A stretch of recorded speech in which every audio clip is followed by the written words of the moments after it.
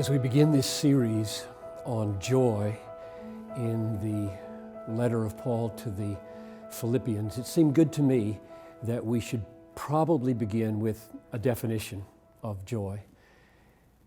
Definitions, as I'm sure you know, are simply descriptions of the way people use words. Words don't have intrinsic definitions. They're given definitions by the way people use them. So groups and societies use words and individuals use words. So when I say I want to define joy for you before we dig into how it's used in Philippians, I have to ask, well, whose joy am I talking about, or what usage am I talking about? And so very clearly I mean joy as the Apostle Paul uses it in his letters, and particularly in the book of Philippians. So I'm not just asking about the meaning of joy in general.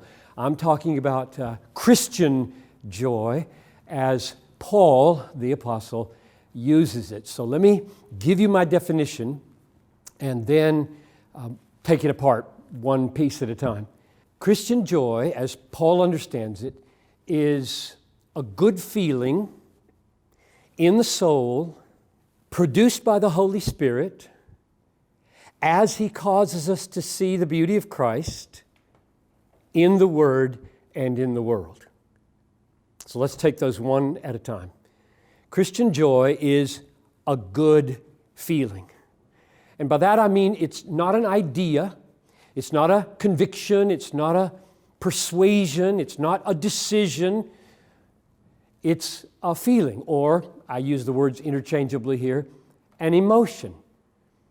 And one of the marks of the difference between an idea and an emotion or feeling is that you don't have immediate control over your feelings or your emotions. You can't snap your finger or decide to feel something. So for example, if you're camping, I'm going to go camping in a few weeks, and it's the middle of the night and you wake up and there's this gigantic silhouette of a bear outside your tent, grizzly bear. He seems hungry, maybe he's wounded. You don't say, "No, let me think about this. There's bears are big, bears are dangerous. Conclusion, I should feel fear here, so I will now decide to be afraid." Emotions don't work like that. Thinking works like that, but emotions don't. It happens to you, which means that the Bible is filled with commands that we do things that are immediately outside our control to do. Commands to rejoice, commands to fear, commands to be grateful, commands to be tender-hearted.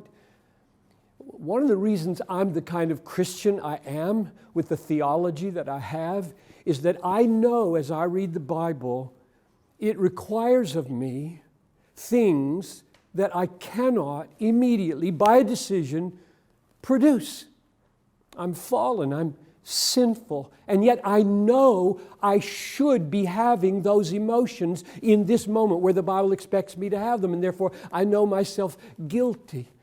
And so this is huge.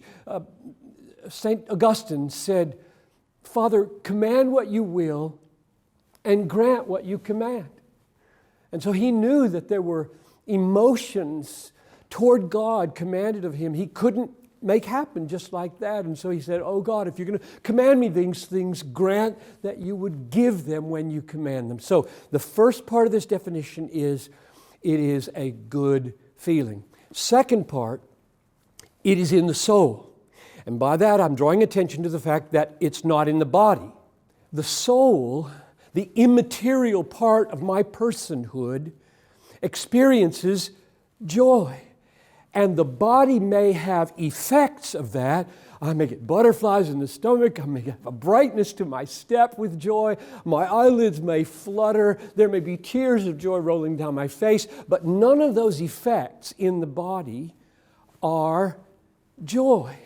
They are distinct. The body is chemicals and muscle and nerve and made up of electrons and atoms and molecules, And when those things move, that's not a moral event.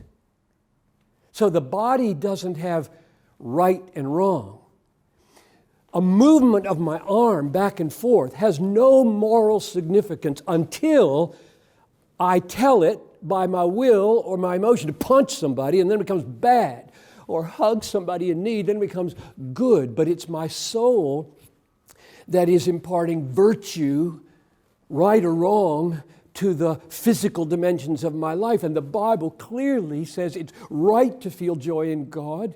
It's wrong to be anxious about this situation. And therefore there's a rightness and a wrongness to these emotions. And therefore they're not mere bodily movements. They are movements of the soul. That's number two. The third part of the definition is these movements of the soul are produced by the Holy Spirit, which is clear because I cannot make these things happen. They're called the fruit of the Holy Spirit. Galatians chapter 5, verse 22, the fruit of the Holy Spirit is love, joy, peace. So my joy in my soul, overflowing towards God, is coming from the work of the Holy Spirit. And the fourth piece is that He does this, the Holy Spirit does this, not magically without my mind being engaged. He does it by causing me to see the glory, the beauty of Jesus Christ. Galatians 3:1 says, rejoice in the Lord. Well, how do you rejoice in the Lord if you don't know anything about the Lord? How do you rejoice in the Lord if you're not seeing things about the Lord that cause joy to rise up in your heart? And that's the work of the Holy Spirit. He doesn't just flick a switch and you rejoice with no mental content whatsoever. The Holy Spirit is given, according to John 16:14, to glorify Jesus Christ, which means the Holy Spirit opens the eyes of my heart to see the beauty of Christ. And when I see Christ in all that He's done, in all that He is, then my heart is drawn out in joy towards Him. So the Holy Spirit bears this fruit by causing us to see the beauty of Jesus Christ. And the last piece, the fifth piece, is we see Him in His Word and in the world. It's obvious that the most authoritative and the clearest place where we see the beauty of Christ is in His Word. That's why the Holy Spirit, who is charged to glorify Christ, inspired the Word so that we could read the Word, know the Christ, have eyes to see the beauties that call joy up out of our hearts. But it's not just in the Word that we see Christ. We see Him in His gifts, in people. We see Him in His gifts of nature. We see Him in His gifts of food and all the good things that our Father in heaven gives to us. Every gift of Christ to us is intended to be a communication of something of Himself. And so we see Christ we taste Christ not only in His Word, but also in His works.